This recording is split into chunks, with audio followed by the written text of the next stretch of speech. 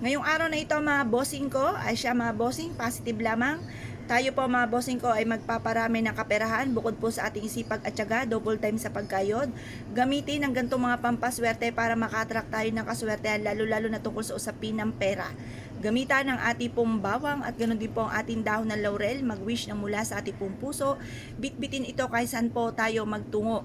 Ngayon po mga bossing para i-adya tayo kung sa lagi tayo suswertihin, maghanda po kayo ng ganito. Ito po 100 pesos ang aking gagamitin. Ito ay violet, anti-stress mga bossing para hindi tayo ma-stress. Kasi pag tayo na-stress, lalong lalayo ang swerte. Kapag po tayo hindi stress, lalapitan naman tayo ng kaswertihan. Ganito po inyo pong gagawin, 6:30 or kaya po alas 7, harap sa may silangan. Maging positibo lang po sa buhay. Kailangan kung anong ibubukan ng bibig, siyang tinatakbo ng ating pong isipan at nagmumula sa ating pong puso para mabilis matupad ang ating mga kahilingan.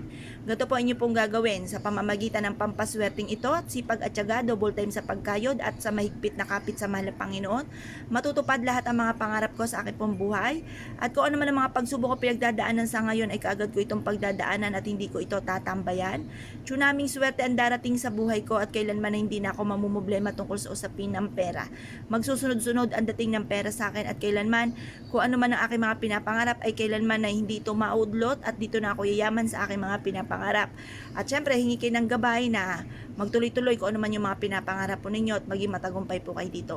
At pagtapos nyo pong mag-wish, sabihin nyo po sa pamamagitan nito, sa pamamagitan ng sipag at tiyaga at double time sa pagkayod ay makakamit ko lahat ng mga pangarap ko at kailanman na hindi na ako mamumblema tungkol sa usapin ng pera.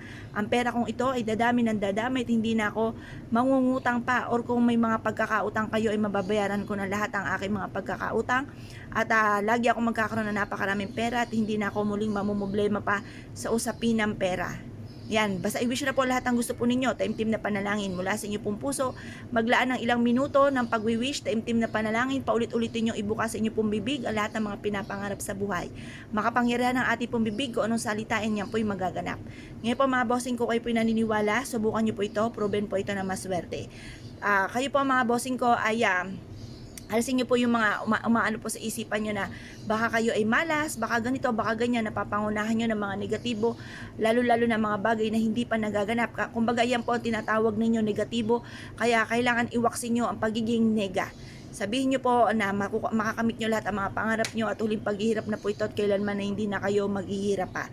Ngayon po mga bossing, kung kayo po naniniwala at nais po itong gawin, makalipas po ng alas 8 ng umaga, kunin nyo po itong 3 sangkap na ito, ilagay sa isang pouch, bitbitin kahit saan kayo magtungo or kaya ilagay sa ilalim ng inyong pong unan para kayo makatulog ng mahimbing, makapag-isip ng tama at magkaroon ng maging good mood po kayo pagising nyo. Kasi masakit sa ulo at saka nakaka-bad trip kapag walang tulog, kakaunti tulog.